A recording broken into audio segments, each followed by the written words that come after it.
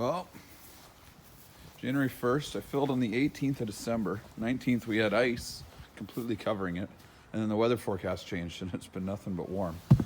It had been a solid piece of ice, only about an inch thick. It had held on all right. But then last night, New Year's Eve, it got pretty warm, and it's open water on probably about half of it. But it's supposed to get cold again. A little bit of snow, hopefully not too much, later this afternoon and tonight.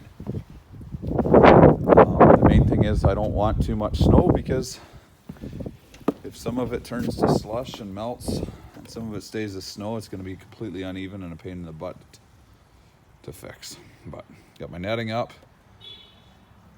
and hopefully, I'm thinking the 10th of January, I'm calling it. I think the kids will be skating by then, based on the weather forecast. We'll see though. Anything's possible with backyard rink season in Southern Ontario. Well, here comes the snow. I had my little helper over here helping me out. But yes, here comes the snow. Hopefully we won't get too much, because that would really mess up the rink if the part where there's some ice ends up with snow and this ends up as nothing. It'd be a huge ridge. It'd be really difficult to fix. But yeah, anyway, I just hope it freezes at this point. It's so cold, I'm going to go inside. Oh, we got about 3 inches maybe of snow.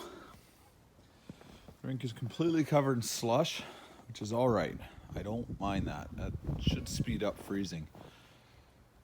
I'm going to knock some of this snow off the sides so it doesn't fall and make a huge icy ridge around the outside once things get real cold, because it's supposed to get cold the next few days, so this should help accelerate freezing. So, not ideal to have snow on it. It's nice to have it freeze clear, but weather's never perfect for making rinks, so we'll take what we can get. So I'm still thinking that it's going to be the 10th before we're skating. It's the 2nd today. I mean, I could be wrong, but the forecast is looking cold for some nights, but then we're getting to warm up in a few days again, which is pretty typical anymore. So we'll see what happens. For now, we'll take it. So I knocked all the snow off the sides.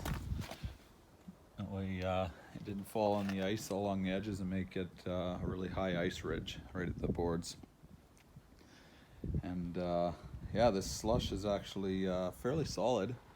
I mean, you can't walk on it, but it's not slush anymore. It's refrozen as ice. Really, really, really, really bumpy. But once we get no snow and we start getting some cold temperatures where it'll actually hold water, I'll start flooding it even from the sides just to build up the top. That way I've got clear ice on top.